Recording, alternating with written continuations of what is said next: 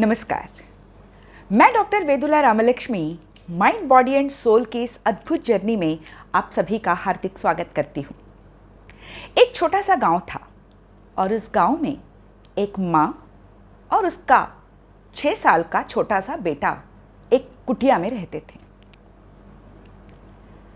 गरीब थे, 2 वक्त का भोजन भी वो बड़ी मुश्किल से जुटा पाते थे। छोटा सा बालक जिसका नाम गोपाल था, वह पढ़ने के लिए दूसरे गांव में जाया करता था और उस गांव का रास्ता एक घने जंगल से होकर जाता था। जब भी वह बालक उस जंगल से गुजर और जंगल से उठने वाली तरह तरह की आवाज़ों से वह डर जाता और एक दिन उसने माँ से कहा कि वह और पाठशाला जाना नहीं चाहता। क्यों? क्योंकि उसे जंगल से गुजरते हुए डर लगता है। माँ ने समझाया कि तुम चिंता क्यों करते हो, जंगल में तो तुम्हारा परम मित्र रहता है। उसने पूछा, मेरा मित्र? मैं तो जानता भी नहीं। माँ ने कहा कि हाँ, उसका नाम है कृष्णा। और उसने श्री कृष्ण की सुंदर झांकी आंक दी छोटे से गोपाल के मन में। गोपाल जब भी जंगल से अब जाता और उसे डर लगता तो वह आंखें बंद करके हाथ जोड़कर श्री कृष्ण को याद करता और श्री कृष्ण साक्षात उसके समक्ष प्रस्तुत हो जाते। उसके साथ खेलते, उसका मन बहलाते, उसको कंदमूल फल खिलाते, बांसुरी सुनाते और सुरक्षित उसे दूसरे गांव तक छोड़ाते जहां पे उसकी पाठशाला हुआ करती थी।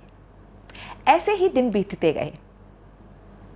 अब गुरु पूर्णिमा का दिन आता है।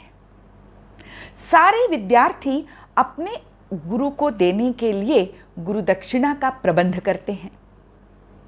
गोपाल गरीब है, उसके पास कुछ भी नहीं, वो क्या दे? माँ से कहता है कि वह गुरु दक्षिणा में गुरु को कुछ ना कुछ देने की इच्छा रखता है, लेकिन माँ ने अपनी असमर्थता दिखाई और कहा कि उसके पास देने के लिए कुछ भी नहीं है, लेकिन हाँ, गोपाल का जो परम मित्र श्री कृष्ण है वो जरूर उसकी सहायता कर सकते हैं। गोपाल जंगल में जाता है और श्री कृष्ण को हाथ जोड़कर आंख बंद करके भक्तिपूर्वक प्रेम पूर्वक बुलाता है। श्री कृष्ण प्रकट होते हैं। गोपाल अपनी इच्छा श्री कृष्ण के सामने रखता है। श्री कृष्ण एक छोटा सा लोटा दूध से भरा हुआ लाकर गोपाल को दे देते हैं। गोपाल बहुत प्रसन्न हो जाता है और खुशी खुशी उस छोटे से दूध से भरे हुए लोटे को अपने गुरु के हाथ में देकर उनके चरण छूकर अपनी संपूर्ण भक्ति को गुरु पूर्णिमा के दिन उनके चरणों में समर्पित कर देता है।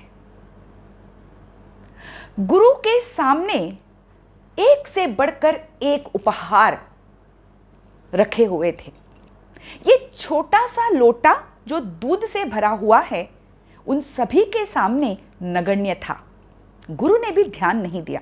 सांझ होती है और गुरु की पत्नी भीतर से दौड़ी दौड़ी आती है और कहती है, अरे सुनो, ये तो चमत्कार है। गुरु ने कहा, क्या चमत्कार है? उनकी पत्नी ने पूछा कि दूध से भरा हुआ लोटा किसने दिया है? गुरु ने कहा कि एक बालक है, गरीब गोपाल, उसने दिया है। उसमें कौन सी चमत्कार की बात है? थोड़ा सा दूध है। तब गुरु पत्नी ने कहा, ये दूध से भरा हुआ लोटा सामान्य नहीं है, यह संपूर्ण चमत्कार से भरा हुआ है। गुरु दौड़कर भीतर जाते हैं और देखते हैं कि वो लोटा अक्षय पात्र है। जितना दूध उसमें से वे निकालते वो लोटा फिर भर जाता। जितना दूध उसमें से निकालते वो लोटा फिर भर जाता। लोटा कभी खाली हुआ ही नहीं। चमत्कार लोटे में था या उस नन्हे से बालक गोपाल की भक्ति भावना में?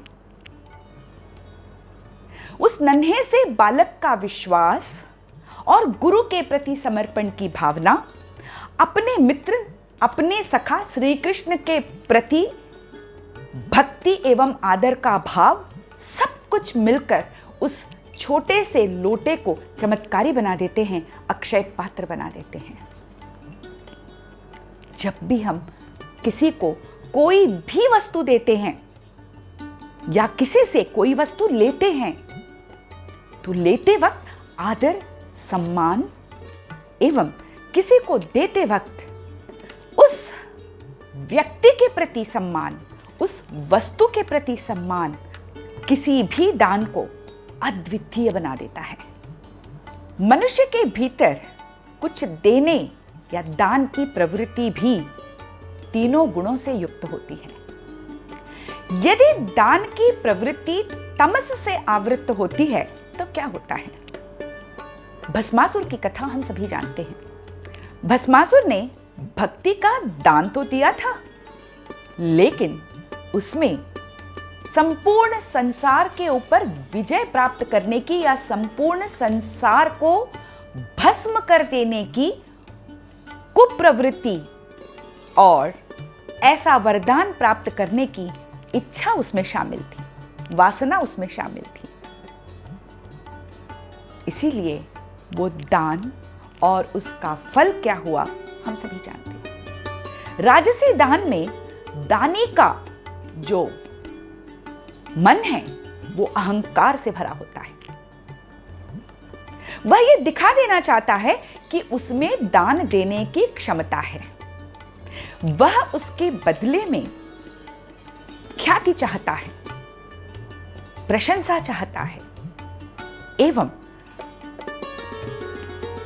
अहम का अर्जन करता है।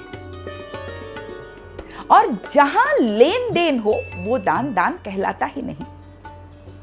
लेकिन वहीं पर यदि दान सात्विक प्रवृत्ति से युक्त हो, सात्विक प्रवृत्ति से आवृत्त हो, तो वो दान सर्वोत्कृष्ट बन जाता है। जरूरी नहीं कि दान सिर्फ और सिर्फ वस्तुओं का हो, दान मन के भावनाओं का भी होता है। सात्विक दान दाता एवं ग्रहीता दोनों के जीवन को मंगल से भर देता है। इतना ही नहीं, उस दान की सात्विकता संपूर्ण जगत में विस्तरित हो जाती है और एक बहुत ही सकारात्मक संदेश देती है। इस प्रकार के दान एवं दानियों के कई सारी कथाओं से हम परिचित हैं। आखिर ये सत्व, रजस एवं तमस मनुष्य के जीवन पर कितना गहरा प्रभाव डालते हैं, इसे जानने के लिए देखते रहिए मेरे साथ माइंड, बॉडी एंड सोल।